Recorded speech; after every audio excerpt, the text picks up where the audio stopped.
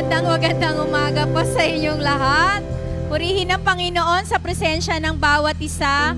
Maging po sa mga nakatune in ngayon sa ang dakuman kayo ng daigdig sa loob at labas ng ating bansa. Magandang umaga po. Isang mapagpalang umaga po para sa ating lahat. Nagpapasalamat po ako sa Panginoon at tayo po ngayon ay sama-sama. Na-miss ko po kasi kayo nung Sunday.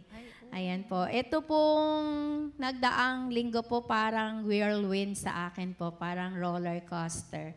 Kasi po namatayan po kami ng tiyahin. Panganay na kapatid ng nanay ko at 85 years old na po siya nung namatay. Tapos kami ni Jennifer yung dalawang panganay sa pamilya. So kami po yung nag-abala sa sa huling hantungan niya po. And ito pong week na to, come Monday, meron po akong reading of forms sa school. Tapos, tatakbo pa po kami ng Antipolo para sa huling lamay.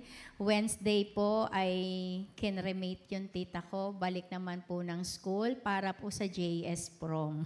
Kailangan ko asikasuhin yung mga estudyante ko. Walang ticket, walang di pa nakakapag-prepare. So, parang roller coaster po. Tas maraming ligpitin sa bahay.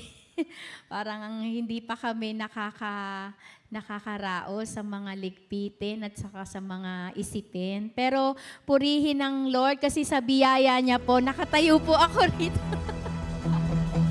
Yan po, sa biyaya po ng Panginoon, sa kalakasan na binibigay niya po, andito po tayo at talagang may privilege po na makapag-serve sa Lord sa ganitong paraan.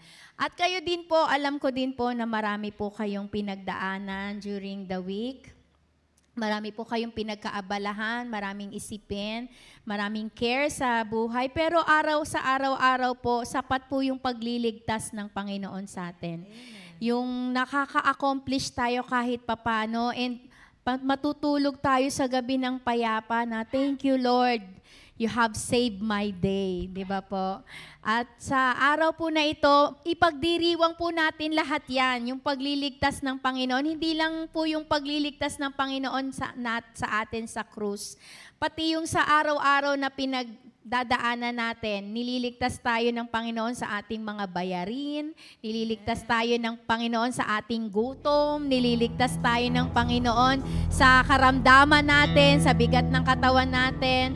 Lahat yung sa lahat ng pag-alis natin ng bahay, the Lord has kept us safe. Talagang siya yung ating tagapagligtas. At sa araw po na ito, i-celebrate po natin yung kabutihan at katapatan ng Panginoon. Tayo po tayong lahat.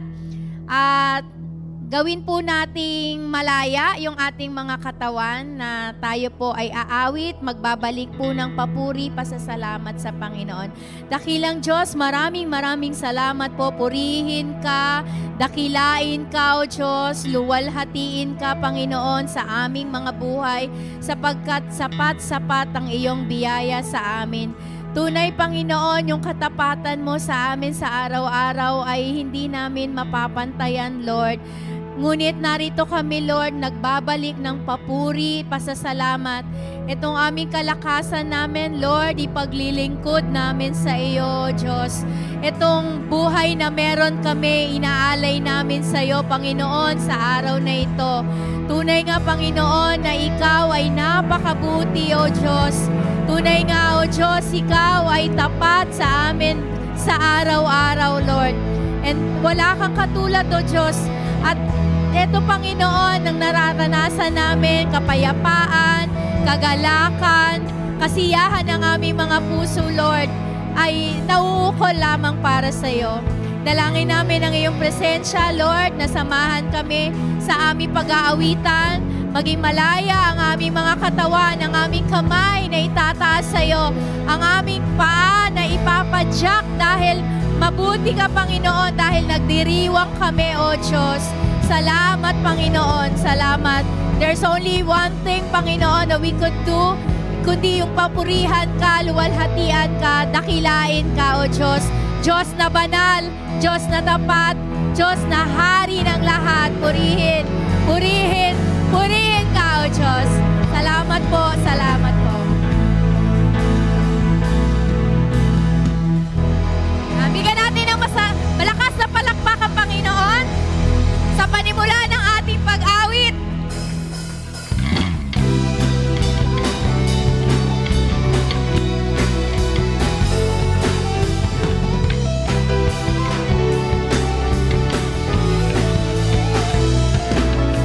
Kagalakan sa puso yung maapaw at di may salarawan ng awit at ng sayaw. Sa aming buhay, ang dulot ay pag-asa. Sa pagtigis ng iyong dugo, Jesus, mga pagkakasalay na patawad na. Pinagdiriwang namin ang iyong pagliligtas. Biyaya ng iyong kahabagan at pag-ibig mong wagas. Pinagdiriwang namin ang tagumpay mo sa krus. Pinagdiriwang ka namin, O Jesus.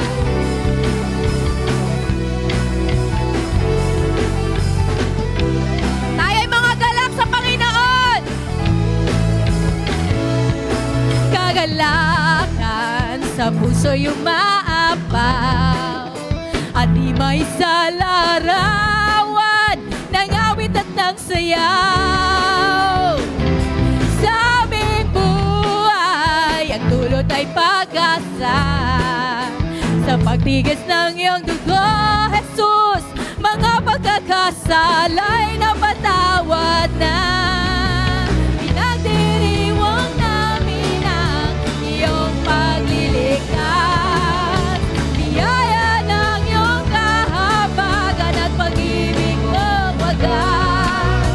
Pinagdiriwang namin ang tagumpay mo sa krus. Pinagdiriwang ka namin. Pinagdiriwang namin ang iyong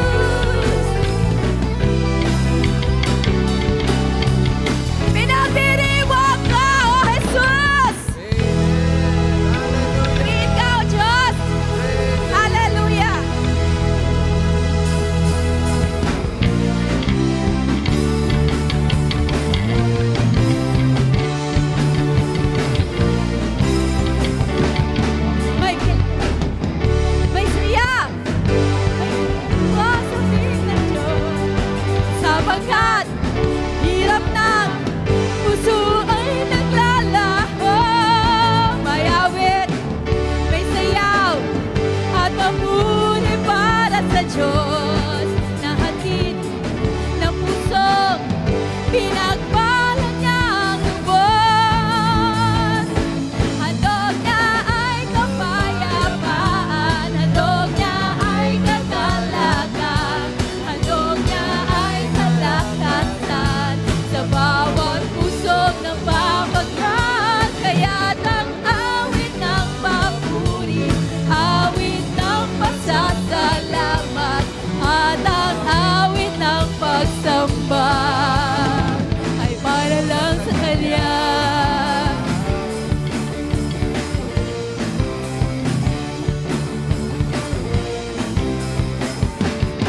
May galak, may siya, may tuwa sa piling ng Diyos. Na hirap ng puso ay naglalaho, may awit, may sayaw, at papuri para sa Diyos.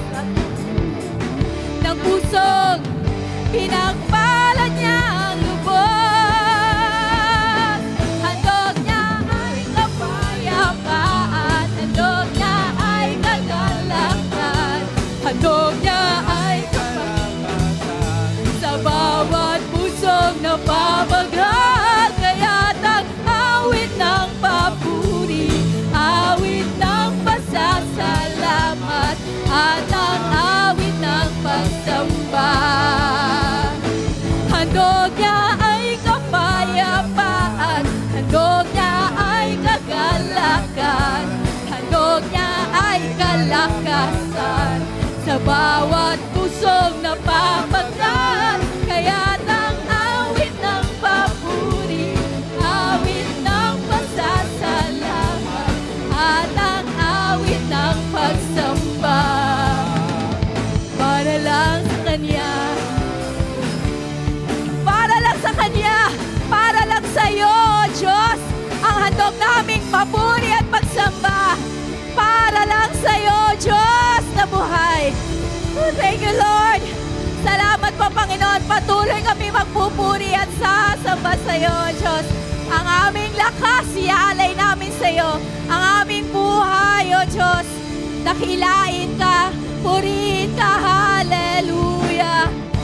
Hallelujah. Hallelujah. Hallelujah. Purihin ka, O Diyos, patuloy sa amin buhay. Tunay nga, Panginoon, sa aming kapaguran, sa iyo kami nakakasumpong ng kapahingahan, Lord. Sa kaguluhan ng mundo ito, Lord, sa iyo kami nakakasumpong ng kapayapaan. Ikaw ang pag-asa namin, O Lord. Basta't ikaw ang kapiling namin sa araw-araw, Lord. Thank you, Lord. Payapa kami, Lord. Mabubuhay kami dahil sa biyaya mo, Lord. Basta't ikaw ang kasama namin, Lord. Hayaan mo, Lord, na maramdaman namin yung presensya mo sa araw na ito. Sapagkat sa pag-aawitan namin, kung wala ang presensya mo, Panginoon, walang saysay ang aming ginagawa. Kailangan namin ang iyong presensya, Panginoon, sapagkat sa iyo nauukol ang aming mga awit. Para sa iyo ang aming papuri, Lord. Wala kaming magagawa kung wala ka sa buhay namin, Lord. Our life doesn't matter, Lord, without you, Lord God. Nawa, Panginoon, ay malugod ka sa aming pag-aawitan. Masiyahan ka, Lord. Ma-enthroned ka, Lord God. Mailuklok ka namin, Panginoon. Basta't ikaw ang kasama namin, Lord. Mapayapa kami, Lord. Okay kami, Lord God. Basta't ikaw.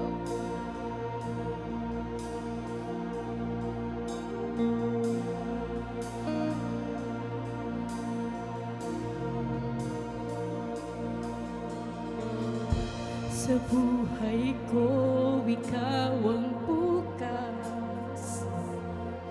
Sa lahat ng suliranin ko, ikaw ang siyang lunas. Sa puso ko, ikaw ang nais. Pag-ibig mo, Diyos, o kay tamis. Napakasarap magpuri sa kanlungan mo. Lahat ng nais ng puso'y matatagpuan sa'yo. Napakasarap magpuri sa kanlungan mo. Wala nang alalahanin pa. Nakapaligid man ang problema. Sa buhay ko, ikaw ang bukas. Sa lahat ng suliranin ko, ikaw ang siyang lunas. Sa puso ko, ikaw ang nais. Pag-ibig mo, Diyos, o kay tamis. Napakasarap magpuri sa kanlungan mo. Lahat ng nais ng puso'y matatagpuan sa'yo. Napakasarap magpuri sa kanlungan mo. Wala nang aalalahanin pa. Nakapaligid man ang problema. Basta't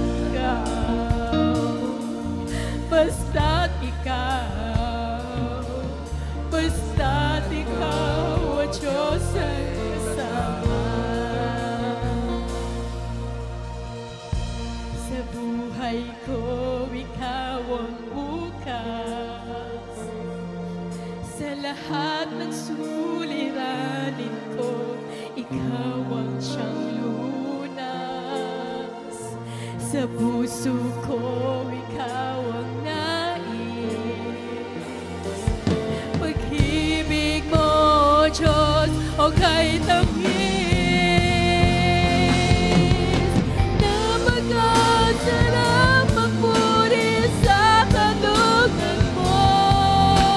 Lahat ng nais ng puso'y matatagpuan sa'yo. Napakasarap magpuri sa kanlungan mo. Wala nang alalahanin pa. Nakapaligid man ang problema. Basta't ikaw, basta't ikaw, basta't ikaw, o Diyos ay kasama. Basta't ikaw, basta't ikaw, basta't ikaw, o Diyos ay kasama. Basta't ikaw, Panginoon. Basta't ikaw, basta't ikaw, basta't ikaw, o Diyos ay kasama. Basta't ikaw, basta't ikaw, basta't ikaw, o Diyos ay kasama. Mayroon lamang akong sanglibong buhay, hindi pagkakait lahat sa'yo'y ibibigay. Gayon pa man sa'kin nag-iisang taglay, ilalaan bawat saglit upang ibigin ka nang walang humpay. Gaya ng dagat na hindi napapagal sa pagkalon, magmamahal sa habang panahon. Natatanging kayamanan ko, ikaw ay sambahin. Wagas na pagsintay, iyong dinggin, kalakip ng awitin.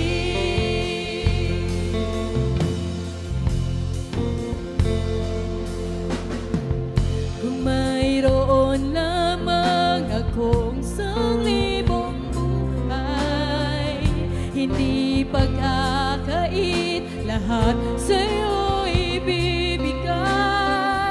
Gayon pa man sa'kin, nag-iisang taglay, ilalaan bawat saglit upang ibigin ka ng walang humpay. Gaya ng dagat na hindi napapagal sa paggalon, puso ko ay sa'yo magmamahal sa habang panahon. Natatanging kayamanan ko, ikaw ay sambahin. Wagas na pagsintay, iyong dinggin, gaya ng dagat na hindi napapagal sa paghalon. Puso ko ay sa'yo magmamahal sa habang panahon. Gaya ng dagat na hindi napapagal sa paggalon. Puso ko ay sa'yo magmamahal sa habang panahon. Gaya ng dagat na hindi napapagal sa paggalon. Puso ko ay sa'yo magmamahal sa habang panahon. Gaya ng dagat na hindi napapagal sa paggalon. Puso ko ay sa'yo magmamahal sa habang panahon. Gaya ng dagat na hindi napapagal sa paggalon. Puso ko ay sa'yo magmamahal sa habang panahon. Natatanging kayamanan ko, ikaw ay sambahin. Wagas na pagsintay, iyong dinggin. Wagas na pagsintay, iyong dinggin. Wagas na pagsintay, iyong dinggin, kapalit ang awitin. Oh, dakila ka, Panginoon, purihin ka, O Diyos. Purihin ka, sambahin ka, Panginoon. Sambahin ka. Napakasarap magpuri. Napakasarap sa presensya mo, Lord. Napakasarap sa kanlungan mo, Panginoon. Nakakahahanap kami, Lord, ng kapayapaan. Sa iyo may kapahingahan kami, O Diyos.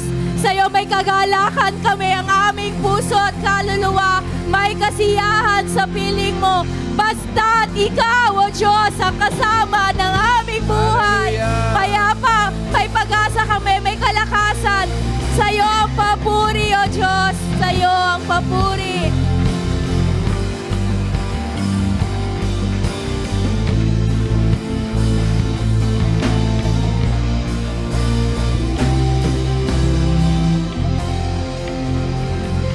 Purihin, purihin, purihin ang ating Diyos. Hallelujah! Thank you, Lord. Praise your name. Tunay kay sarap umawit ng papuri sa ating Diyos na dakila. Isipin ninyo, ang dami ng problema sa paligid, pero ito'y walang magagawa kung siya ay kasama natin. Di ba? In His presence is fullness of joy. Kanya tama lang ang mensahe ng awit. Parang dagat na walang humpay ang pag-alon. ay ganon din dapat ang papuri tuloy-tuloy. Habang may hininga, habang may lakas, ibigay ang papuri sa ating Diyos na buhay. Amen! Thank you, Lord! Welcome natin ang isa't isa. Awitin natin, Jesus loves you, my friend. Alis kayo sa upuan para maraming makamayan. Pagharap sa camera, kawayan natin yung mga nasa online habang kinakanta natin, Jesus loves you, my friend. Jesus.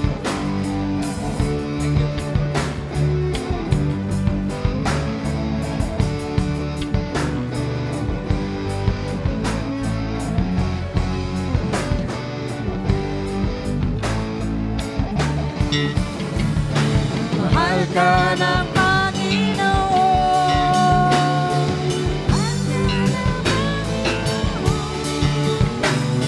Mahal ka, mahal ka, mahal ka, mahal ka, mahal ka ng Panginoon.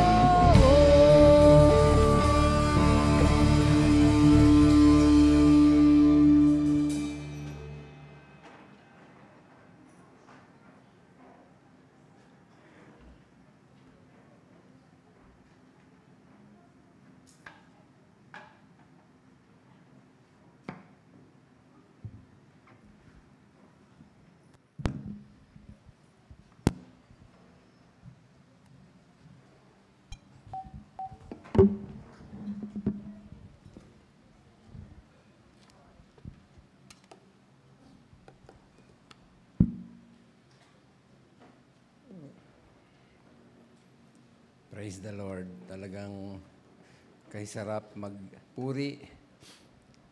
Lalo't pinagkalooban tayo ng Diyos ng mga talented worshipers, worship leader, at mga manunugtog.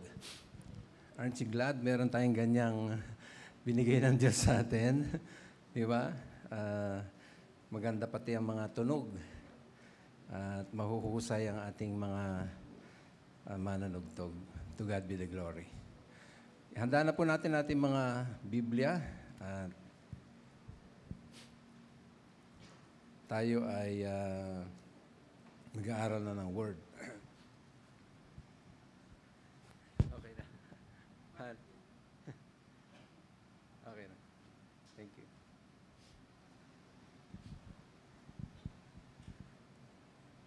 Ating buksan sa 2 Kings.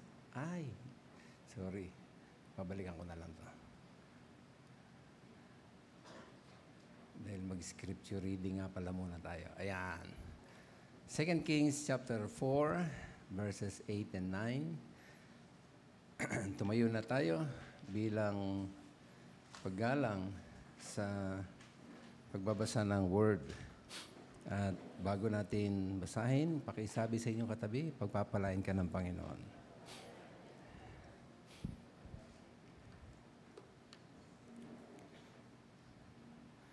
Alright.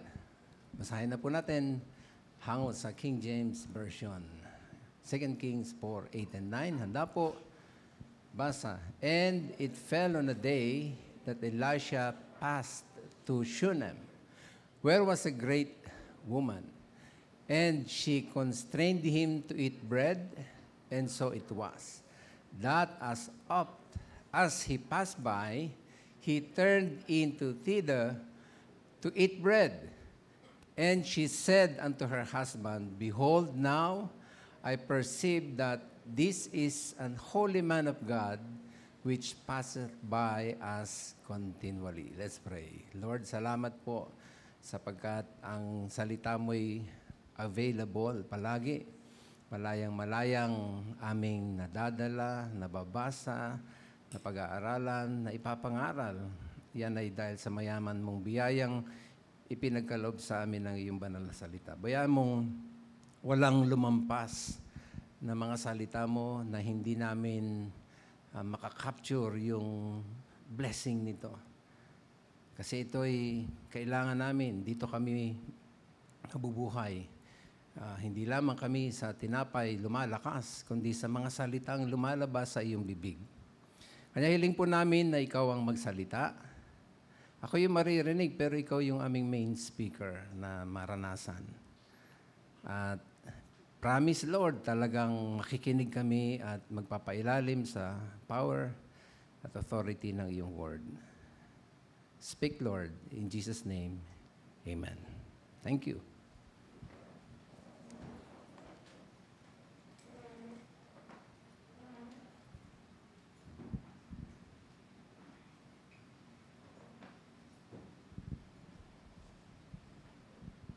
Magpapatuloy pa tayo sa ating tinatalakay about sa Shunammite woman. Sobrang dami talaga ang makikita ninyong lesson pag ulit-ulit po ninyo itong babasahin. Pero ipahintulot po ninyo na balikan ko po muna yung tinalakay natin last Sunday tungkol sa kahalagahan ng pagiging isa na mag-asawa.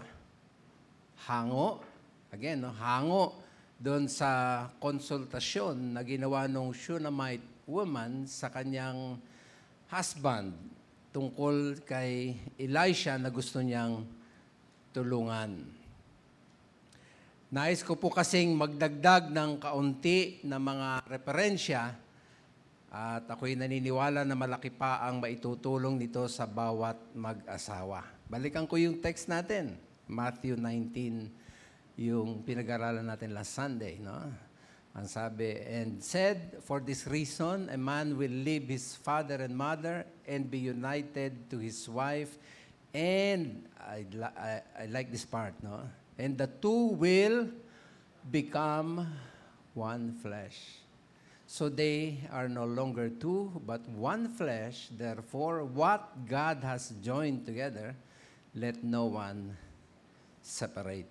Pinagsama, wag wika pa paghiwalayin. Alam nyo, ang ini-imply din po niyan, hindi lamang sa mata ng Diyos sila ay naging isa, kundi ang sinasabi sa atin ng talata, dapat sa mag-asawa, ay sinisikap mag-practice lagi ng unity. Sa mga couple na narito, sabihin natin sa ating partner, mag-unite tayo. Yeah. Dagdagan pa natin, palagi. Ay kasi yan ang tono ng verse, no? Yung pinag-isa, wag papaghiwalayin, implies also na wag mabuhay ng independent sa isa't isa ang mag-asawa. Yes, magkaiba ang mag-asawa. Magkaiba tayo pinalaki. Magkaiba tayo ng gusto, ng ayaw. Iba ang mga paborito. Pero ang liwanag po ng mga matututunan pa natin na naaaral ang pagiging isa na mag-asawa. Okay? We can adjust. Pwede tayong magparaya. Pwede tayong mag-compromise. No? Yan ang banal na compromise. No? So we can live ng merong complementary at blending. Halimbawa, dati ayaw na ayaw ko ang Ilocanong pakbet. Nalalansahan ako sa bagoong isda. Ang talagang paborito ko ay ang Tagalog na pakbet. Hindi mo ako mapapakain talaga ng Ilocano na, dahil nalalansahan nga ako, parang doon pala, maamoy ko pala, ayaw ko na. Pero naaaral, sabi ko nga sa inyo, dahil Ilocana ang aking may bahay, ay sinubukan kong tikman, abay, ang sarap pala. Ngayon, lagi ko na hinahanap, Ilocanong pakbet. So, naaaral. Naaaral.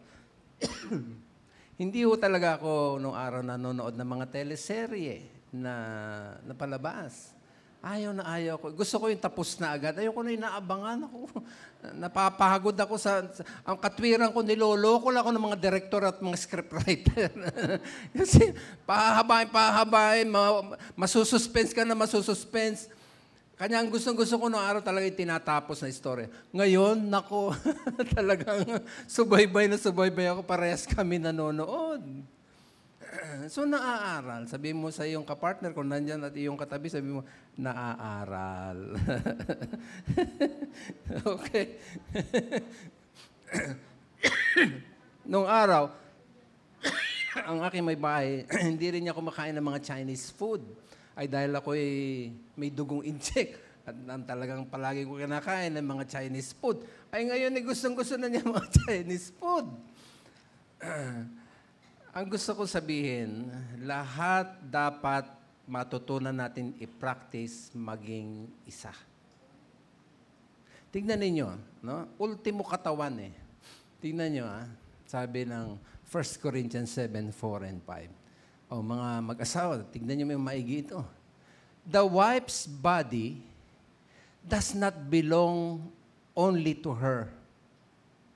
It also belongs kanino? Kanino? O so hindi sa iyo lang yan. Property din yan ng iyong partner. Naintindihan niyo ba yung sinasabi niyan?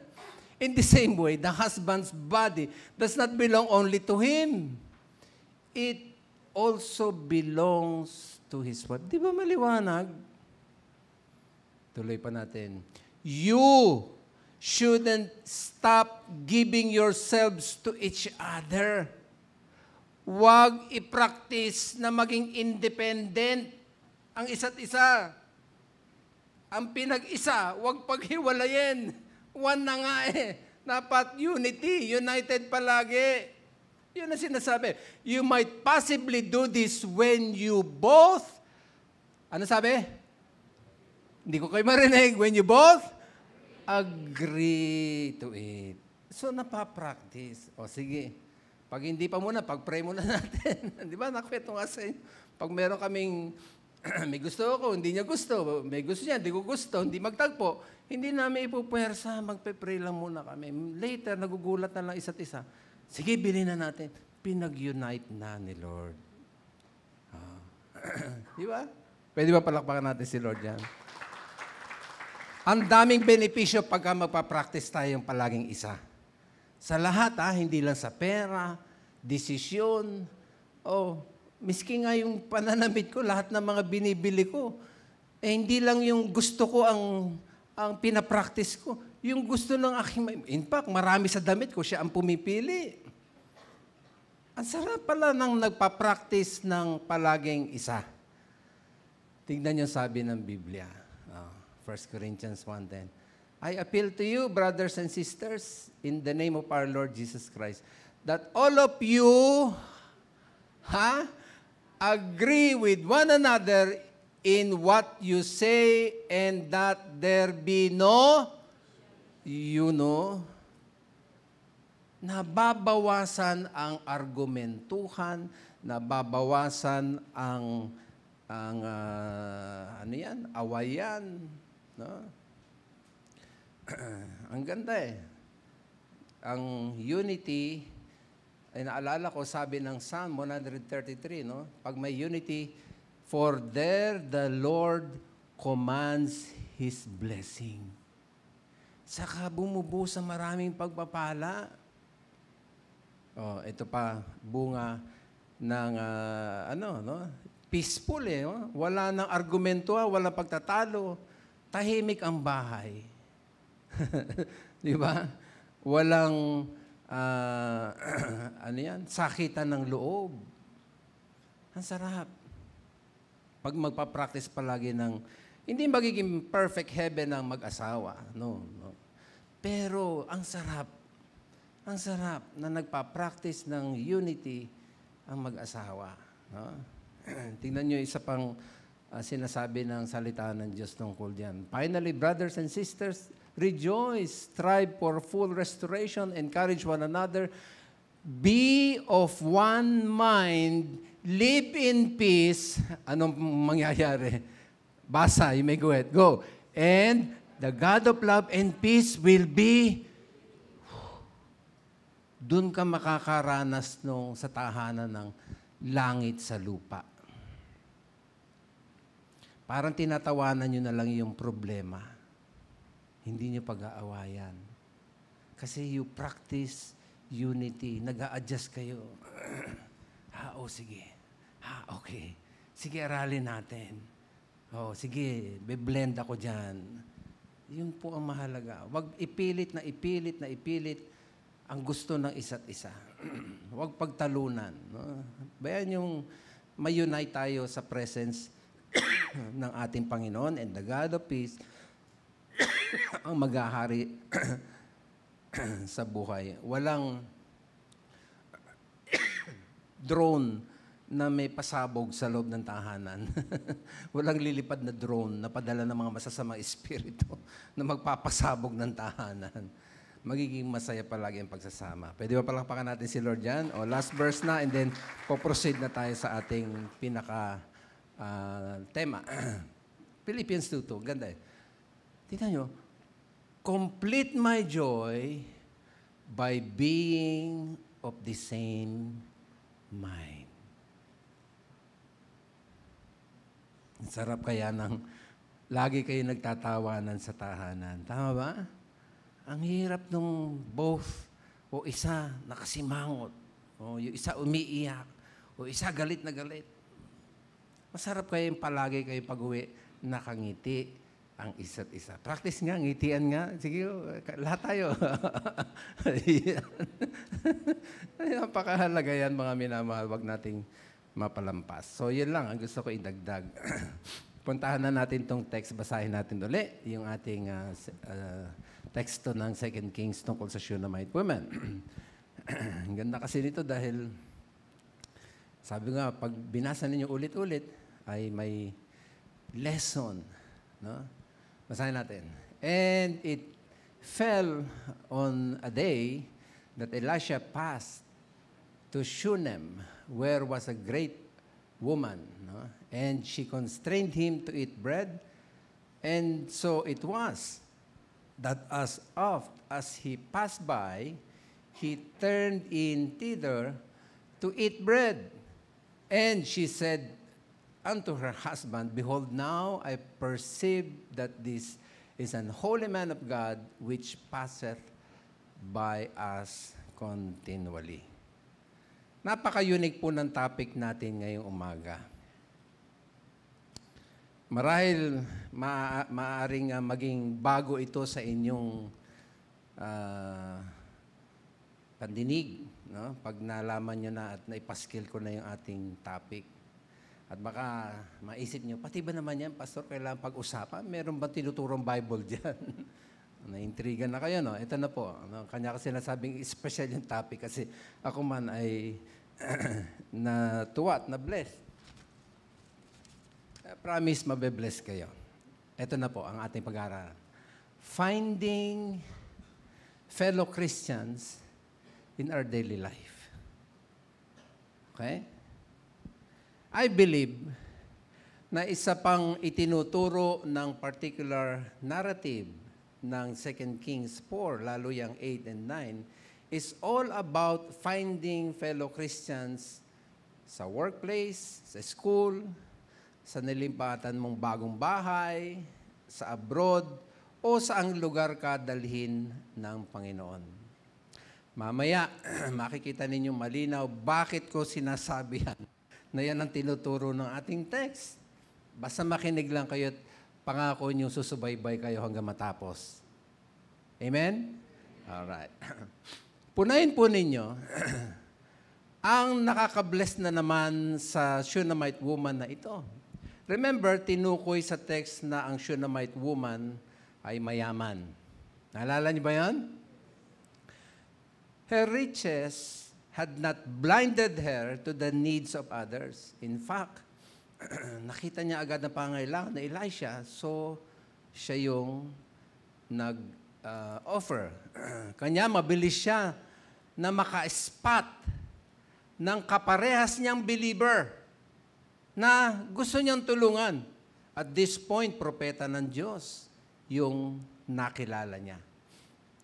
Maliwanag, hindi naman si Elisha ang kumatok sa pinto at humingi ng pagkain. Tama?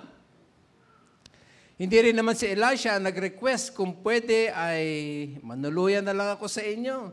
Yayamang balik-balik ako dito sa Shunem. Pwede bang patirahin mo na ako dyan sa inyo? Hindi po. Ang Shunammite woman ang namilit kay Elisha to come in. Natanong niyo na ba yan sa inyong sarili? Bakit? Bakit pinilit ni Shunammite woman si Elisha na sa amin ka na lang manirahan? Bakit si Elisha? Natanong niya na ba yan? Maybe ginawa na niya yan sa iba. Pero ang tanong, bakit si Elisha ang kanyang pinili? Yung text ang sasagot sa atin. Balikan natin yung verse 9. Tingnan niyo may guhit. Basahin natin sabay-sabay may guhit. Ready? I perceive. Nakita niyo ba yan? I perceive. Yan ang sabi niya sa kanyang asawa. That this man is a holy man of God. Na-detect ko, na-discern ko, I perceive ang truth na pinapakita sa atin dito. She loved God, therefore she loved the prophet too. Dapat, makinig, sa atin ng mga mananampalataya, kung Kristiyano tayo, no? Kung tayo ay Kristiyano, dapat masarap din sa ating pakiramdam na may nakikilala pa tayong kapwa born-again Christian. Ganito po, para maintindihan ninyo. Sa work, sa school, sa bagong nilipatang bahay, o napunta ka sa abroad, humahanap ba kayo ng kapwa Kristiyano makikilala? Ha? Halimbawa, meron kang bagong classmate sa school. During break time, kumakain siya, tapos nakita mo nag-pray. Tapos sa dulo pa ng prayer niya, dinig na dinig mo, in Jesus' name, amen. Saka siya kumain. Dinig na dinig mo yan, siguro napapasabi ka sa sarili mo, siguro born-again Christian ito. Tama ba? Ang tanong, ina-approach mo ba sila? Tinatanong mo ba, ay born again ka? Ako din born again. Sinasabi mo rin ba? Pinapakilala mo rin ba yung sarili mo na born again? Pag may nakita kang seemingly Christian, nagkaka-interest ka ba i-connect mo yung sarili mo sa kanila? Ayan. Balikan natin yung pangyayari dito kay Shunammite woman at saka kay Elisha. Notice, she saw, yun ang sabi, nakita niya, she saw Elisha passing by continually. Anong kasunod? So she approached, nilapitan niya, at tinanong, halika, kumain ka sa amin. In short, aware siya, sinadya niya, intentional, nag-connect siya sa kapwa niya, believer. Good ang nakilala niya ay propeta ng ating Diyos. Pwede bang palakpakan natin si Lord yan? Yan ang hindi na napapractice na maraming Christians.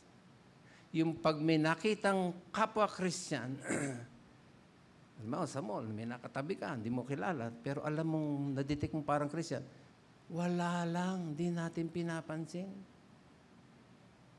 Wala lang sa atin. Parang masyado tayo nabalot ng katwirang mind your own business. Masyado tayong nagiging mahiyain na ipakilala na tayo ay Christian din. Parang wala lang, wala tayong paki. Sabihin mo sa iyong katabi, wag. Itinuturo, in-encourage tayo ng Bible na dapat pala kumo-connect tayo palagi sa kapwa Christian natin. Why is finding fellow Christians important? Sa trabaho, sa school, sa saan ka man napadpad. Na bago sa ating main point, ang tanong ko lang muna, ito, everybody listen to me, look at me. Ano ba ang mas tama? Yung mananahimik ka na lang na Kristiyano ka? Halimbawa, may narinig kang katrabaho mo, nagpapakilala siyang Christian, no, sa grupo. Tatahimik ka na lang ba o sasabihin mo din, ako din born again? Oh. Di ba? Anong mas tama? Yung tatahimik ka na lang o ipapakilala mong Kristiyano ka at ikokonek ang sarili mo sa kapwa mo Kristiyano? ay siyempre, mas tama yung papakilala kang Kristiyano ka rin. Tama ba? Pwede bang palakpakan natin si Lord dyan? Alam nyo, kadalasan, walang ganong practice ng pagpapakilala kasi talaga bottom line, marami, nahihiyang ipakilala ang sarili na siya ay Kristiyano. Wag. Alam niyo kung ikahiya niyo ang pagiging Kristiyano ninyo, si Lord din ang ikinahihiya ninyo. Alam niyo ba yon? Pakinggan niyo sabi ng Mateo 10:33, mabuting balita. Ngunit ang sino mang ikahiya ako, sabi ni Jesus, sa harap ng mga tao, anong gagawin ni Jesus? Ay, ipapahiya ko rin sa harap ng aking Ama na nasa langit. Wow. Mas nakakaya kay Lord na hindi man lang natin ipinapakilala at pinagmamalaki yung ginawa ng Diyos sa ating buhay. Mas nakakahiya po yun. Hindi mo pinapakilala na ako din na born again. Ako din naka-experience ng death, burial, nalibing ang mga kasalanan, binago na ako ni Kristo. Yun ang point. Na dapat kinokonek natin, sarili natin sa hindi mo kakilala at bigla mo na-discern, Christian to. Yan. Finding fellow Christians sa workplace, sa school, o everywhere na dalhin tayo ng Lord, can provide support, encouragement, and a shared moral framework. Sa oras na makonek ka sa kapwa mananampalataya, diyan nagsisimula ang tinatawag na koinonia. Lahat tayo sabay-sabay natin sabihin, koinonia. It's a Greek word, mga kapatid, na ang English translation o ang definition, ang ibig sabihin sa English, Christian fellowship. Pastor, ba't nyo pinangalanan ng NCF ng Novaliches Christian Fellowship? Ayan kasi yung nangyayari pag nagtagpo, nagsama-sama, ang mga Christian nakaka-experience ng koinonia. Okay?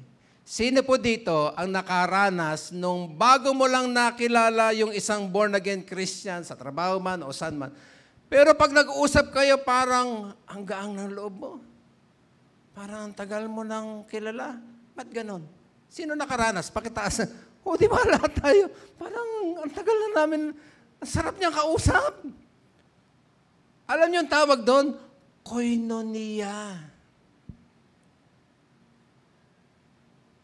Christian fellowship. Wow. Nung sabihin ng Lord ang mga salitang ito sa Matthew 18:20, for where 2 or 3 gathered in my name, anong kasunod? Basahin natin yung dulo. Ready, go. There am I with them. May nakilala kang bagong Christian. Nagkwentuhan kayo. Parehas kayong may Kristo. So, nag-gather kayo in Christ's name. Pag nandun kayo, anong promise? Nandun din ako. Wow! No wonder, ang sarap ng pakiramdam na nakakilala ko, Christian din. Kukwento mo ngayon sa asawa mo, sa pamilya. May nakilala, Christian din, ang sarap. Bagong pasok ako doon sa trabaho, praise the Lord, meron nakausap. Christian yung boss namin. Christian yung teacher namin. Bakit ka ganun ka-excited? Merong koinonia. Imagine mo kung hindi mo pinapansin, may nakatabi ka, may nakasama ka, may pinadalaan Diyos sa'yo, tapos wala binaliwala mo lang. Nami-miss mo yung koinonia. So, importante pala yung may sensitivity. Yung Shunammite women, sensitive. Na-detect niya agad, man of God, I perceive. Naramdaman ko. Yun ang kailangan nating matutunan. Yung pag nandyan ka, saan ka mandali ng Diyos, sa trabaho, sa eskwelahan, sa bagong lugar na nilipatan, saan man yan, ay parang ang mga mata mo'y naghahanap na, may Christian kaya dito. Kasi importante, ang palaging nakakaranas tayo ng koinonia. Sabi mo sa iyong katabi, koinonia. Elaborate pa natin yan. Pag nagtatagpo ang both Christians, di nagko-connect kayo, sharing time na kayo, talaga, saan church mo? Talaga, kailan ka tumanggap sa Lord? Baptize ka na rin? Di ba? Sarap ng ganun mga kwentuhan, di ba? Pag na-connect na kayo sa isa't isa, nagaganap sa atin yung benefit ng death and resurrection ng Panginoong Yesus na kung saan nilagyan tayo, nakashare tayo ng deep and eternal relationship with one another. Nararanasan natin yung paano tayo naging isang pamilya ng Diyos. Kanya pakiramdam mo, parang hanggang kausap. Kasi isa lang tayong pamilya ng Diyos. Amen ba doon? So huwag niyong palampasin. Dapat pala pinapractice din natin makadetect. Importante din pala yan. No wonder, feel mo yung kapatid mo siya talaga sa Panginoon. Brother, gano'n na rin tawag mo. Sister, kuya. Wow. Easy na sa'yo ang makipag-usap sa kanya, kapalagayan mo na siya agad. Kanya, uulit-ulitin ko itong salita ito hanggang matapos tayo. Huwag niyo maliitin ang nagagawa nung may namimit ka at makikilalang bagong Christian. Saan man. Hindi baguhang Christian, kundi yung bagong Christian na nakilala. Misa kasi pag baguhan, nagugulat ka, Christian ba ito? Bakit nagmumura? Kundi yung talagang matagal ng mananampalataya na na-meet mo, na-connect ka. Na may lalim din sa Lord. Ano ba ang mga naitutulong sa atin pag connect tayo ng connect sa mga ganyan? Siyempre, with awareness, no? Kasi minsan naman, meron namimeke. Akala mo, totoong Christian, papakilala. Pero pala, uutangan ka. Tapos hindi ka nababayaran, hindi na magpapakita. Scam pala. Anyway, so ano-anong benefit pag tayo connect sa mga tamang Christian na mga bagong nakikilala natin? Naka-ready na ba kayo? Excited ba kayo malaman to? Sige, sulat niya number 1. Itong benepisyo. Maganda ito, mabilis lang to. No? Sulat niya. We experience shared values. Okay? We experience shared values. Having co-workers na kapwa mananampalataya who share similar beliefs. Nagkikreate ito ng supportive environment. Suportahan sa isa't isa. Masarap kaya yung may naramdaman ka, ay salamat, may kakampi na ako. Di ba? Tinutuya-tuya ka ng mga classmate mo kasi ikaw lang Christian. Biglang meron pala isa ding Christian pa. Minsan lang talaga nakakalungkot yung hindi nagpapakilalang Christian. No, nalaman mo, graduate na kayo, may asawa at anak na kayo. Christian ka pala noong araw na yon? Ba't di ka napapakilala? Huwag ganon, dapat talaga ipakilala natin ang ating sarili. Di ba? Ang sarap kayo may kauri kang kapananampalataya. Tama ba? Kasi na-align yung mga values. Kanya dumadali. Kung sa trabaho, dumadali makitrabaho sa kanya. Diba? Dumadali ang mga usapan ninyo at kwentuhan, masarap makisama. Example, isang notable story involved yung isang young woman na ang pangalan ay Sarah. Nagtatrabaho siya sa isang large marketing firm. Sa simula, feeling isolated siya dahil sa kanyang faith. Wala siyang kaparehas ng pananampalataya. So parang natatamad siya magtrabaho, mabigat sa kanyang loob, maraming hindi siya makasundo, naninindigan sa faith. So isang araw nanalangin siya, Lord, pagkalooban mo naman po ako ng Christian na magiging co-worker na makilala ko. Laki naman ng kumpanya. One day, during lunch break, she noticed yung kanyang isang kasamahan doon na kumakain, nagbabasa ng book about faith. Ang pangalan niya ay Mark. Wow. So, in short, nag-strike na siya ng conversation. Christian ka rin ba? Ayan na, kwentuhan na sila. Oh, listen. And they quickly discovered they shared similar beliefs and values. Oh, makinig.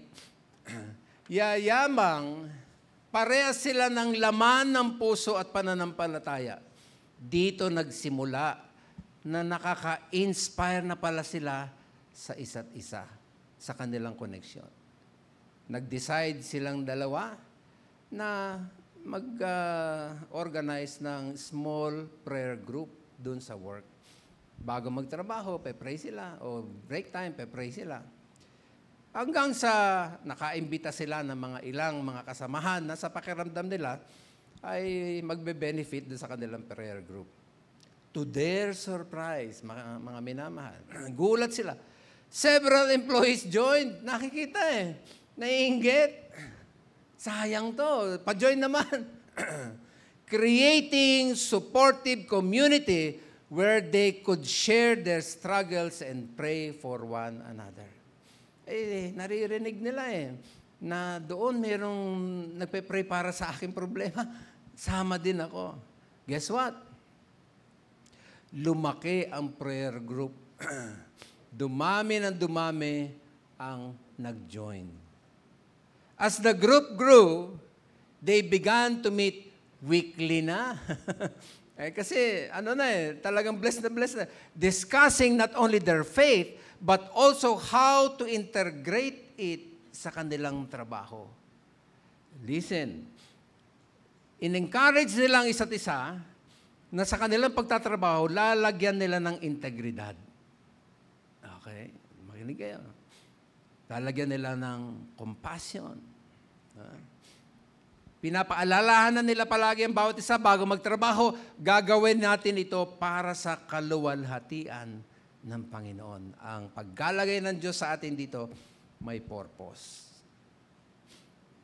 As a result, grabing impact doon sa workplace yung kanilang pagtatrabaho. Kasi hindi lamang basta dumami yung kanilang grupo na nagjo-join, yung influence, lumaki ng lumaki doon sa workplace, nagkaroon na ng kultura, nadamay ang buong kumpanya na ultimong management ni-recognize yung ganda nung ginawa nung dalawang mananampalatayang nagtagpo. Pwede ba palakpakan natin si Lord yan? In short, mga kapatid, in-implement ng kumpanya yung ginawang formal yung kanilang sinimulan na prayer group, binasbasan ng kumpanya, halos lahat doon sa kumpanya, gumanda ang takbo ng kumpanya, na-bless ang marami, napagpala ang bawat isa. Pwede ba palakpak ulit tayo kay Lord Jan? Di ba? Yung istorya na yan, maliwanag mga minamahal, illustrates how finding fellow Christians in the workplace can lead hindi lamang sa meaningful relationships, kundi magkakaroon ng support system, positive impact, overall work environment, matindi na luluwalhati ang ating Diyos na buhay. Subukan po ninyo. Malay nyo yung makikilala ninyo na ka-office mate nyo, kaklase ninyo, ay kayo pala yung pagtatagpuin ng Diyos para doon sa lugar na yon at gagamitin niya mightily. Pwede man palakpakan natin si Lord ulit? Possible, kasi nakwento ko na sa inyo, ang mother ko, nagsimula lang ng during lunch break ng quick Bible study. Hanggang sa dumami. Andiyan si Ate Edith, no?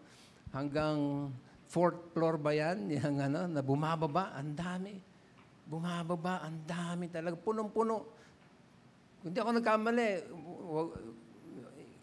I hope hindi ako nag-exaggerate. Halos ganito karaming dumadalo. Tama ba ako, Ate Edith?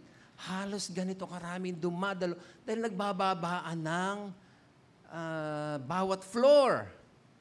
Nagjo-join doon sa Bible study. Sinimulan ng mother ko, baka ilan lang ba sila? 4 lang yata kumakain doon sa maliit na table. Hindi nyo alam, mga kapatid, kung paano mangyayari na dahil in-initiate mo yung sarili mo. Pakilala ko kaya sarili ko dito. Hindi mo lang kung ano mangyayari doon. Who knows? Ay kayo pagpapalain ng Diyos at gagamitin for His glory. Amen? O, sabi mo sa iyong katabi, pakilala ka na ikaw ay born again. Ayun. Di ba?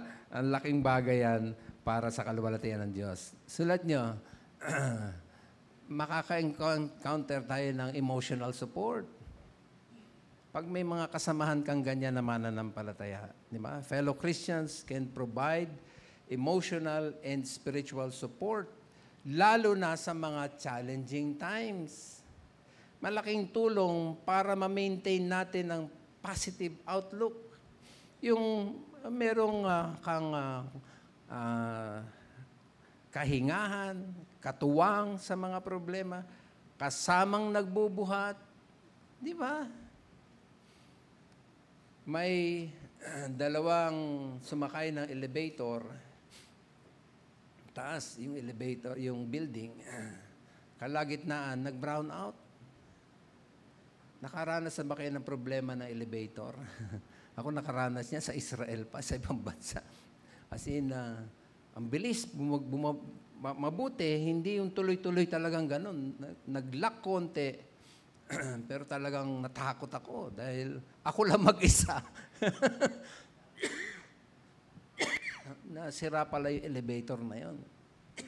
Itong dalawang nakulong sa loob ng elevator, narinig no isa, di siyempre ang dilim, narinig niya, nagpe-pray, isa sabi niya, Lord, peaceful, no? Yung prayer niya, Lord, please help na magkaroon na ng ma-restore ang kuryente, may maka-discover na nakulong kami sa loob para ma-rescue kami. Ganun, pray siya.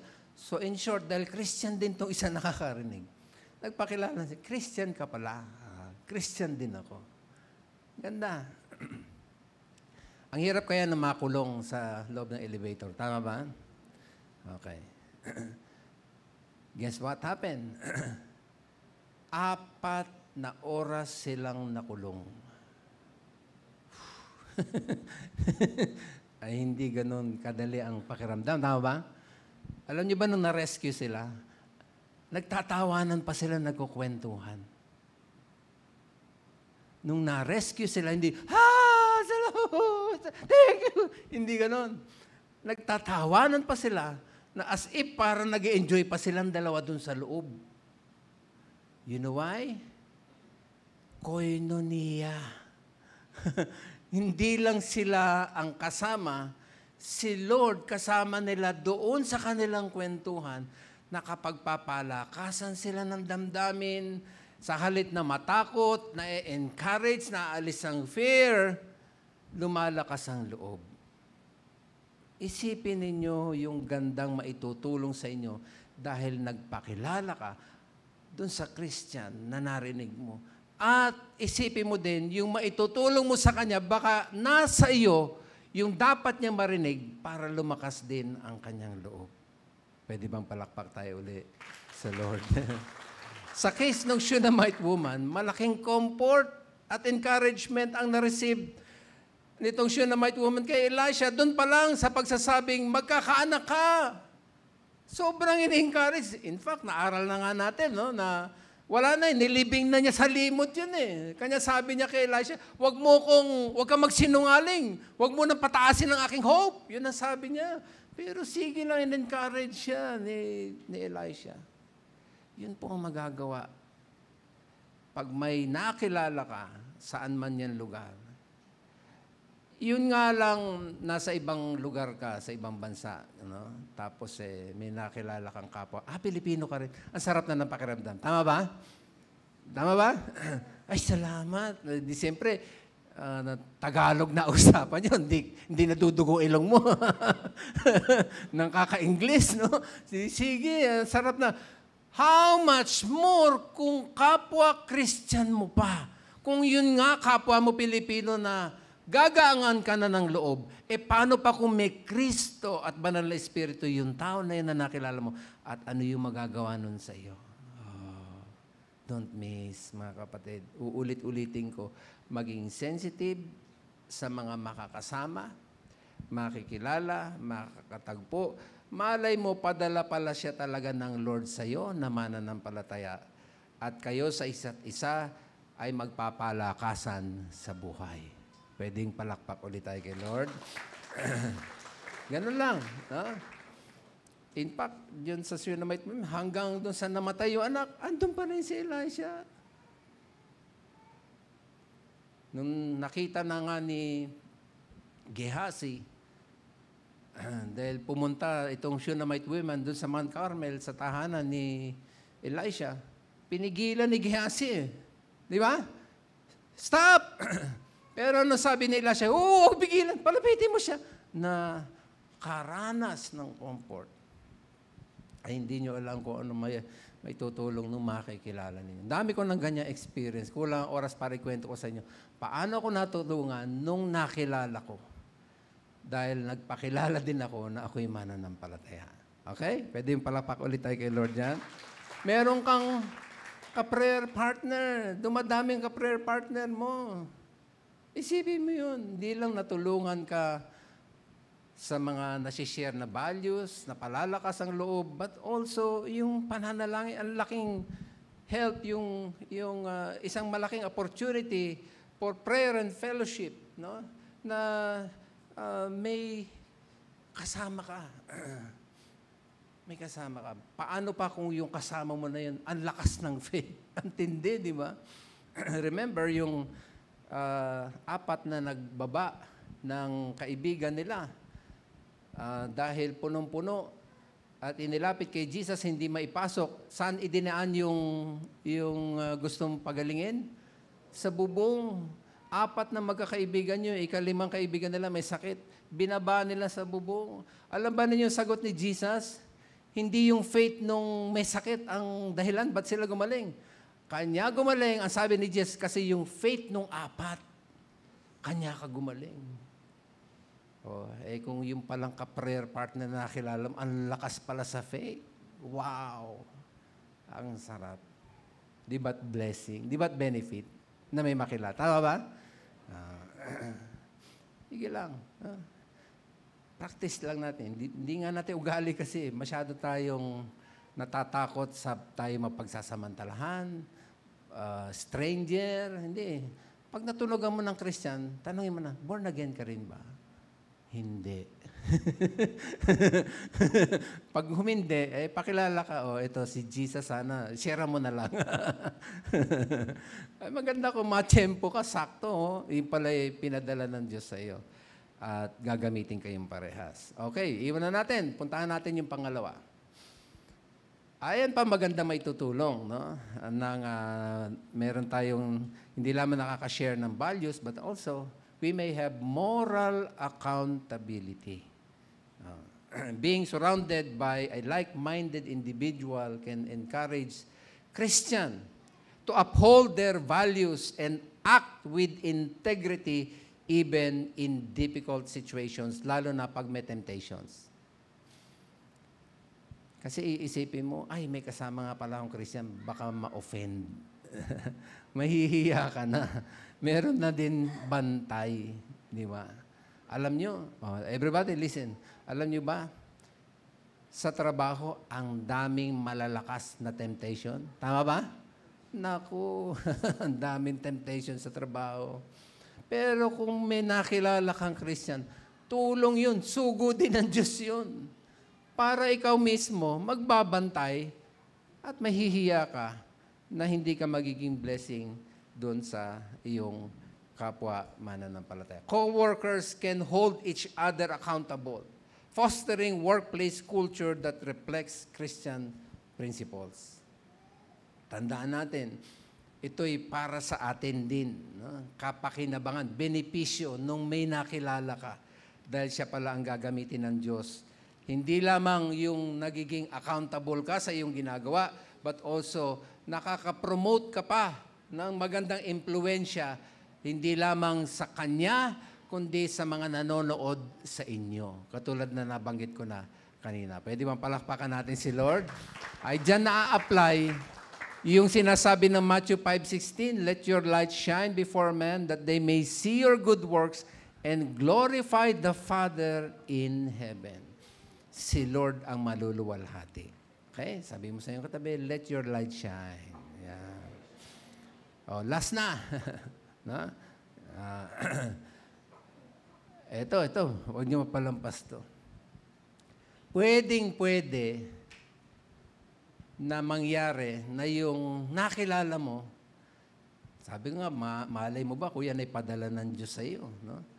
Ay magbukas ng maraming oportunidad sa iyong buhay. Di ba?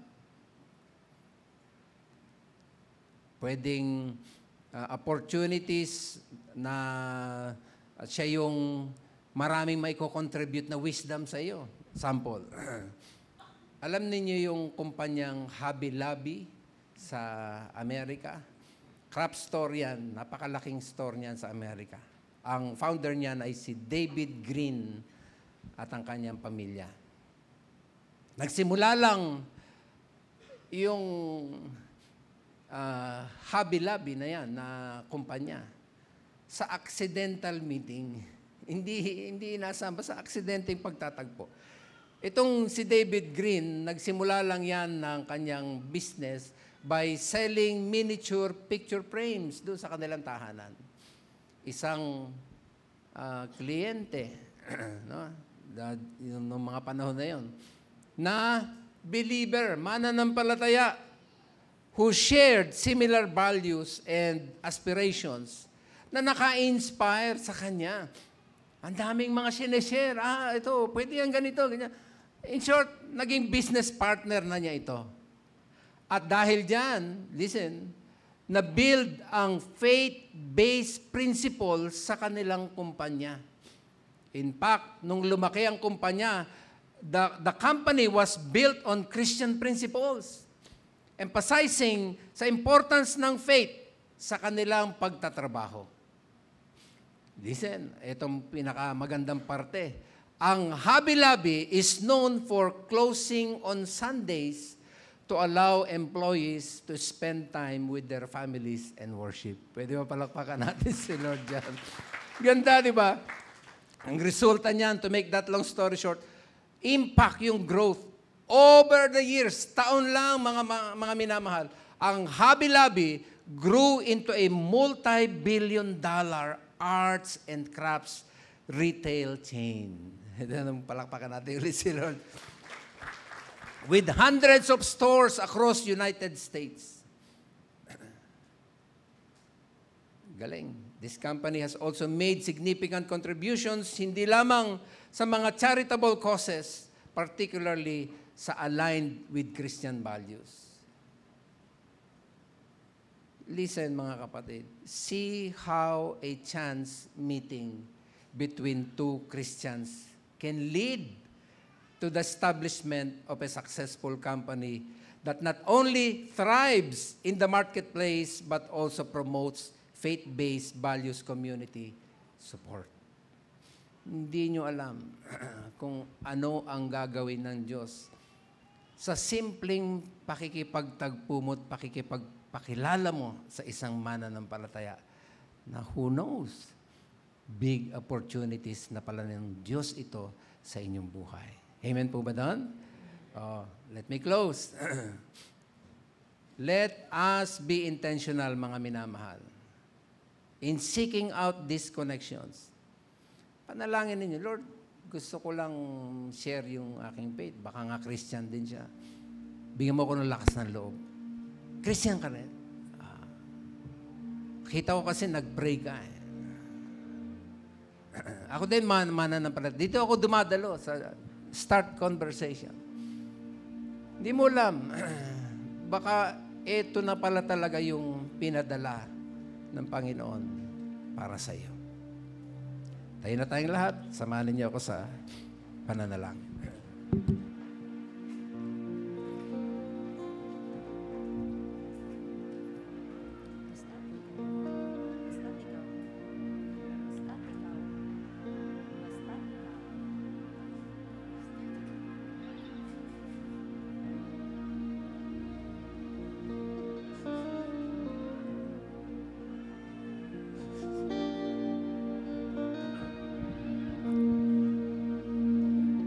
Let's pray.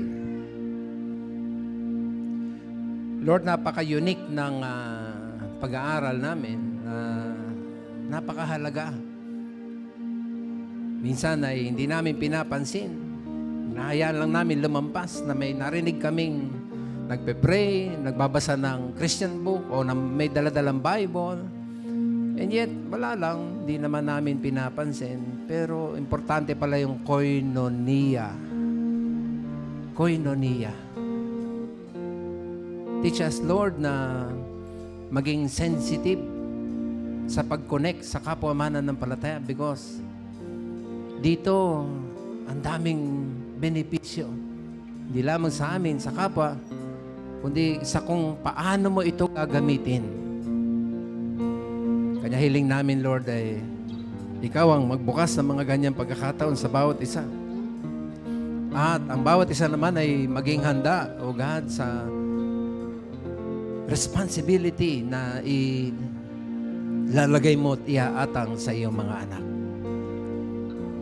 Bago tayo magpatuloy sa prayer, hilingan ko ang ating worship leader na muling ipaawit sa atin yung kinanta natin kanina. Sabayan natin as we worship the Lord at tayo nananatili sa Kanyang presensya. Basta't ikaw. Sa buhay ko, ikaw ang bukas. Sa lahat ng suliranin ko, ikaw ang siyang lunas. Sa puso ko, ikaw ang nais. Pag-ibig mo, O Diyos, o kay tamis sa buhay ko. Sa buhay ko, ikaw ang bukas. Sa lahat ng suliranin ko, ikaw ang siyang lunas. Sa puso ko, ikaw ang nais. Pag-ibig mo, O Diyos, o kay tamis. Amen. Napakasarap magpuri sa kanlungan mo. Lahat ng nais ng puso'y natatagpuan sa'yo. Napakasarap magpuri sa kanlungan mo. Wala nang alalahanin pa. Nakapaligid man ang problema, basta't ikaw, basta't ikaw, basta't ikaw, O Diyos ay kasama. Minsan pa, simulan natin. Sa buhay ko, ikaw ang bukas. Sa lahat ng suliranin ko, ikaw ang siyang lunas. Sa puso ko, ikaw ang nais. Pag-ibig mo, O Diyos, o kay tamis. Napakasarap magpuri sa kanlungan mo. Lahat ng nais ng puso'y natatagpuan sa'yo. Napakasarap magpuri sa kanlungan mo. Wala nang alalahanin pa. Nagkapaligid man ang problema, basta't ikaw, basta't ikaw, basta't ikaw, O Diyos ay kasama. Salamat, Panginoon, kasi basta't nandyan ka, kahit nakapaligid ng maraming problema, kami ay panatag. Lord, matapos naming maaral ang iyong salita, ay patuloy kong dalangin sa iyong kausapin mo ang iyong mga anak. At marahil kanya itong iyong mensahe sapagkat meron kang gustong ituro sa amin na napakahalaga na hindi namin ginagawa. Pero ito yung magandang pagkakataong matutunan namin i-practice, maging sensitive kami, na makakilala pa ng maraming mananampalataya at ma-experience pa namin yung koinonia. So Lord, dalangin namin, handa mo kami sa mga taong aming makakatagpo. Yung maging bukas ang aming isip, karoon kami ng lakas ng loob, i-approach. Kasi, sino bang makapagsasabi na baka yan ay pinadala mo na pala para sa amin? Now that naging maliwanag na sa atin ang message at merong kang gustong sabihin kay Lord, ano man po yan, may I invite na ikaw ay lumapit sa Panginoon, sabihin mo sa Kanya, iluhod mo yan sa Kanya. Ano man, no? Siguro meron ka ring dala-dala ngayong oras na ito na gusto mong ibigay pagkaloob sa paanan ng Panginoon, nang sa gayon umuwi kang payapa, masaya, kasi masasabi mong nakatagpo mo ang Panginoon. So ano man na gusto nyo ilapit sa Lord, makiran lang kayo habang inaawit ito muli. Invite ko po kayo, hali kayo, sama-sama tayo manalangin, katagpuin natin si Lord, pagtiwalaan natin siya. Okay? Sige po, just come and pray. Pag-ibig mo, Amen. Diyos, o kay tamis Yes, Lord. sa buhay ko. Napagkat Ko, ikaw ang Yes, bukas. Sa lahat ng suliranin ko, ikaw ang siyang lunas. Sa puso ko, ikaw ang nais. Pag-ibig mo, O Diyos, o kay tamis. napakasarap magpuri sa kanlungan mo. Lahat ng nais ng puso'y natatagpuan sa'yo. Napakasarap magpuri sa kanlungan mo. Wala nang aalalahanin pa. Nakapaligid man ang problema. Basta ikaw, basta ikaw, basta ikaw, O Diyos ay Sa buhay ko, kasama. ikaw ang bukas. Sa buhay ko, ikaw ang bukas. Yes, Lord, ikaw ang aming bukas. Sa lahat ng Sa lahat ng aming suliranin, ikaw ang aming lunas. Thank you, Lord. Sa puso ko, ikaw ang nais. Pag-ibig mo, O Diyos, o kay tamis. Napakasarap magpuri sa kanlungan mo.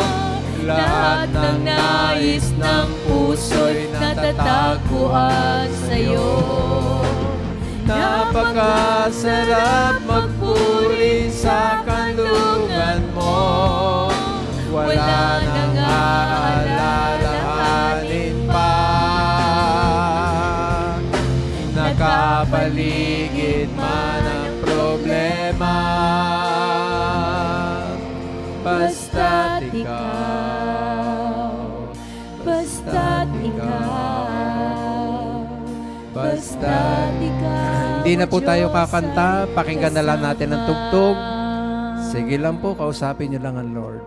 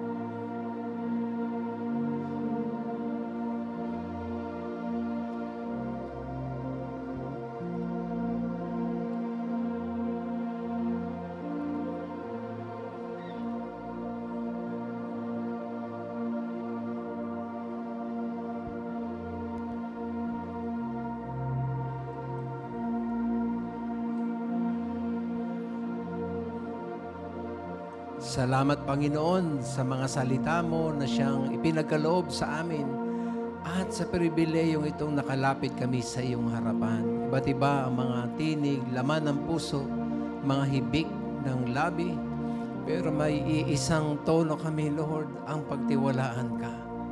Ang ibigay sa iyo ang lahat at maranasan ka na siyang ikaw ang aming tulong at lunas sa lahat ng bagay. Lord God, gamitin mo pa kami. Marami pa nawa kaming ma-meet ng mga kapwa Christians at ma-enjoy namin yung koinonia, Lord. Ma-enjoy namin yung koinonia. Thank you sa bawat lumapit, nagtiwala sa iyo. Basbasan mo. Akapin mo na, Lord. Buhos mo ng iyong mayamang biyaya at tunay masabi ng bawat isa, nakatagpo ko ang Panginoon. Thank you, Lord. Ikaw maluwalhati at madakila kasi ito yung aming sama-samang dalangin sa matamis na pangalang Jesus. Amen. Amen. Amen. And amen. God is good. And all the time, God is good. Praise God. Minsan pa po, isa pang palakpak sa Lord. Para madali po nating maisip, no, yung message ngayon. Para madaling recall po. Imbis na Finding Nemo. Di ba? Finding fellow Christians in your community. Be it in the workplace, neighborhood, o kaya naman ay sa school. Lalong-lalo sa school, no? Kayong mga college students, talagang kinakailangan kayong mamobilize sa inyo pong mga school.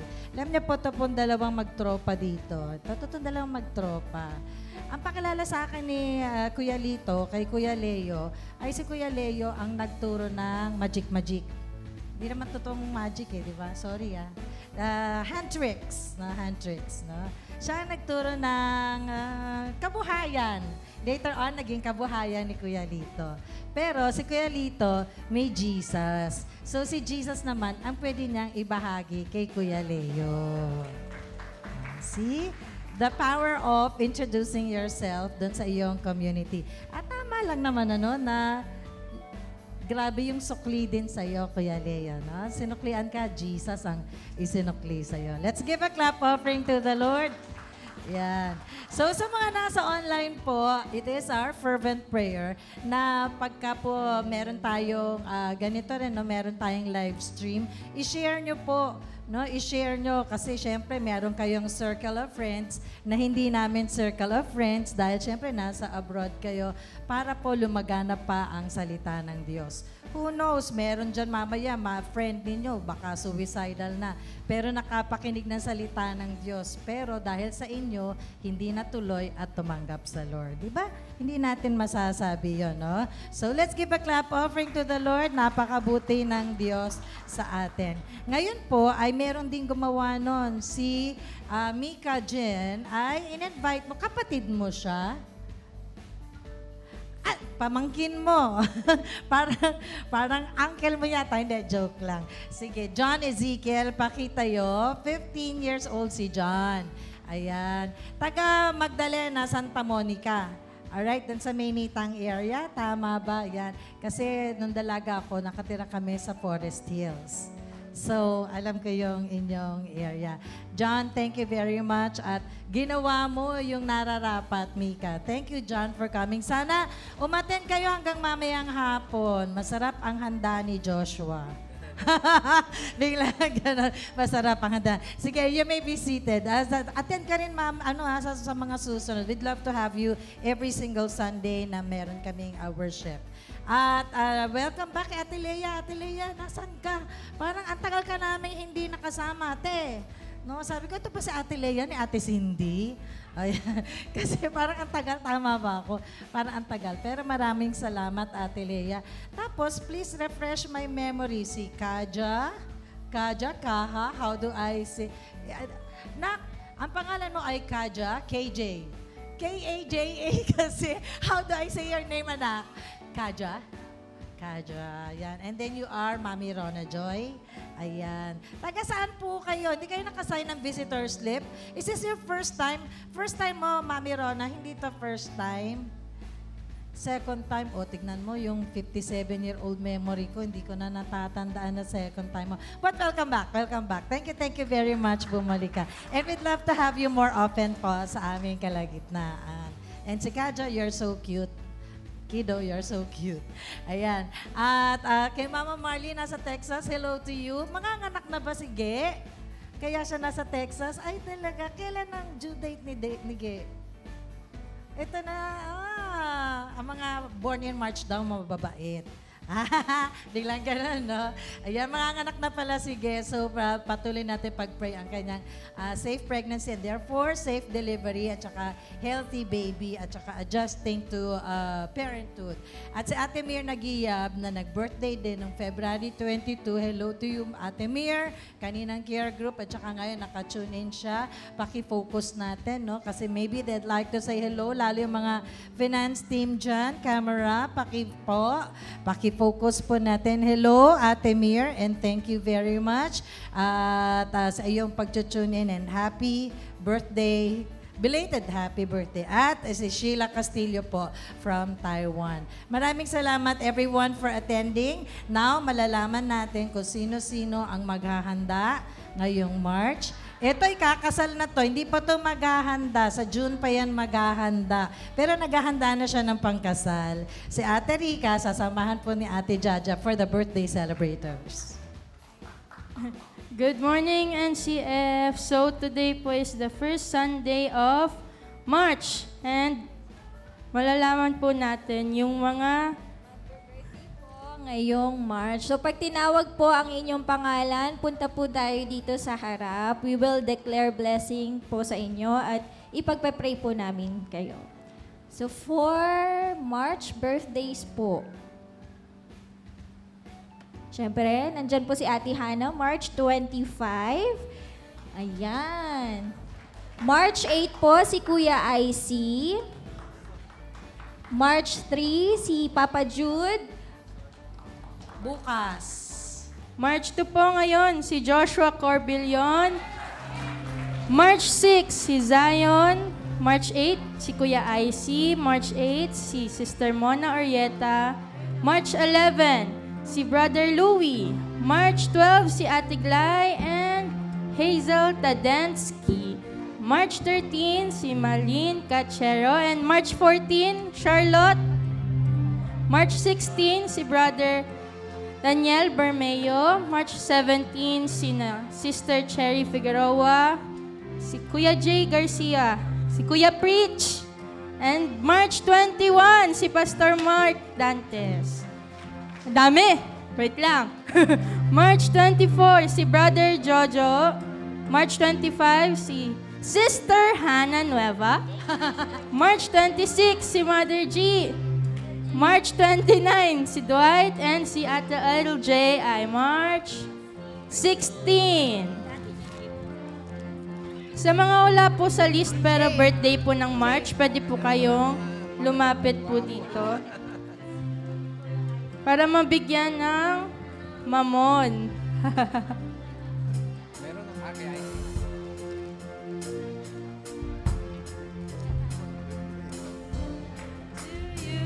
Happy birthday to you.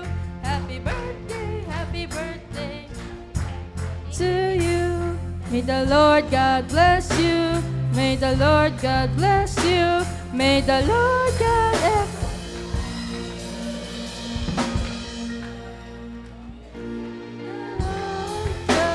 bless you.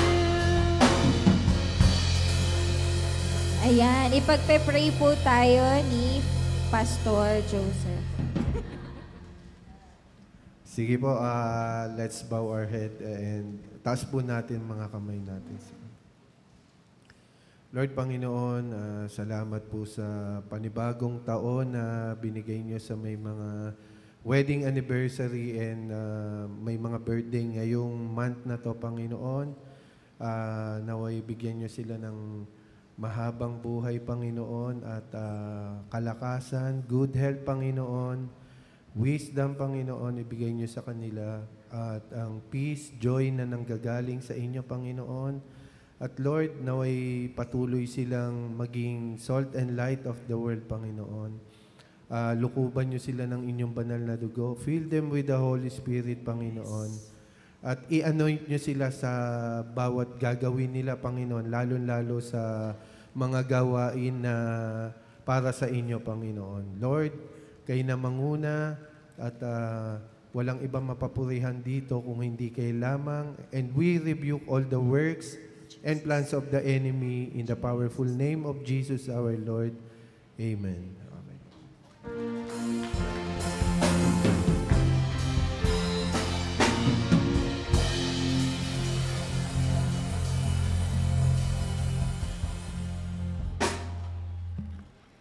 Happy birthday po and happy anniversary po ulit sa ating mga March celebrants. So for our Sunday school announcement po, ganun pa rin ang ating schedule, which is before mag-start ang service ay akit na po ang mga kids sa taas. And we would love to see the kids po every Sunday for our Sunday school. So for praise moves naman po, transform workouts into worship through praise moves. Tuwing Sabado po yan at 9 a.m. Punta lang po kayo dito sa sanctuary and let's exercise while meditating on the Word of God. And for Clayhouse announcement, here's Eunice. Ayan. Hello po sa ating Clayhouse dito sa church. And I'm inviting you po sa ating fellowship mamayang 2:30 p.m. And ang topic po natin is Attitude in Worship. And ang speaker po natin later ay si Tita G. And see you later, Clayhouse. Ayun, na pa siya. And for our church activity announcement, here's CJ.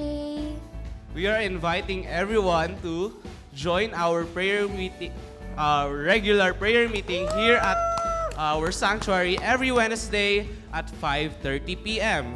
If hindi nyo naman po kayang pumunta, then we have our live stream at our Facebook page. And you can also write your prayer requests sa mga prayer slips na nandyan sa likod ng mga chairs nyo. And gusto nyo na po ba magpabaptize? Lapitan nyo lang po si Pastor Mark Dantes para maaralan po kayo sa kahalagahan nito. Now, if you want to become an official member of Novaliches Christian Fellowship, lapitan nyo lang po si Brother J. Baldonado. If gusto nyo naman pong lumalim ang inyong faith, then discipleship is for you. Lapitan nyo lang po ang ating mga church leaders para mabigyan po kayo ng discipler. And our church also has its own social media accounts. For YouTube and Facebook, we have at Novaliches Christian Fellowship. And for our Instagram, we have at NCF Main. And we also have our official website, www.ncf.org.ph. That's all for our announcements, church. I now turn you over to Pastor Mark. Salamat, CJ. Yan po ang ating field reporter. Galing. Ganda ng modulation niya. Thank you, CJ. Na-bless ba kayo lahat? Tayo na tayo. Sabi mo sa iyong katabi, salamat na kasama kita. Alright. And of course, bahagi natin pagsamba ang ating pagkakaloob. God loves a cheerful giver. Okay? Sabi ng Bible yan, honor the Lord with your wealth. So, wag niyong iwan dyan sa inyong upuan. Pagkatapos ng prayer, punta kayo sa mga boxes, isa sa harap, dalawa dyan sa likod, gawing masaya. Okay? Sige po, let's pray. Join hands, please. Join hands. Tayo ay magpasalamat sa ganda ng naranasan natin mula kanina pa sa ating care group. At maging sa buong isang linggo. Let's pray. Lord, thank you sa kalagayan namin ngayon na nakatatayo, nakabibigay papuri, may mga boses, hininga, lakas, may pamasahe papunta rito, may pangbili ng gasolina, may sasakyan, may buhay na hiram, lahat ay dahil sa iyong mayamang kabutihan at awa at biyaya na kami naririto, tinatanggap mo kahit hindi karapat-dapat, but because sa banal na dugo ni Jesus ay nakalalapit kami, nakasasamba sa iyo. Tanggapin mo ang aming mga awit pagsamba, tanggapin mo ang aming mga handog na buhay, tanggapin mo rin ang aming pagkakaloob. Bless mo mga tithes and offering. gamitin sa iyong banal na ministeryo. Ibuhos mo pa ang iyong pagmamahal sa pagkakapit-kapit ng kamay. Umapaw sa amin ang iyong pagmamahal at makita ng sanglibutan si Jesus ay buhay sa aming puso. Sa iyong papuri, sa iyong pagsamba, sa matamis na pangalang Jesus, lahat ay magsabi ng Amen!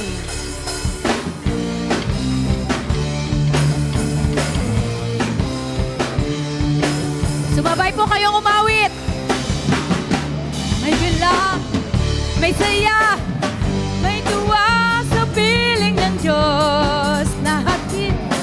Hirap ng puso ay naglalaho.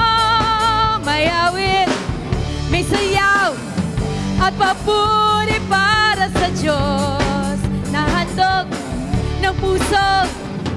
Pinagpala niyang lubos. Handog niya ay kapayapaan. Handog niya ay kagalakan. Handog niya ay kalakasan sa bawat pusong napapagaan. Kaya ang awit ng papuri, awit ng pasasalamat, at ang awit ng pagsamba ay para lang sa Kanya.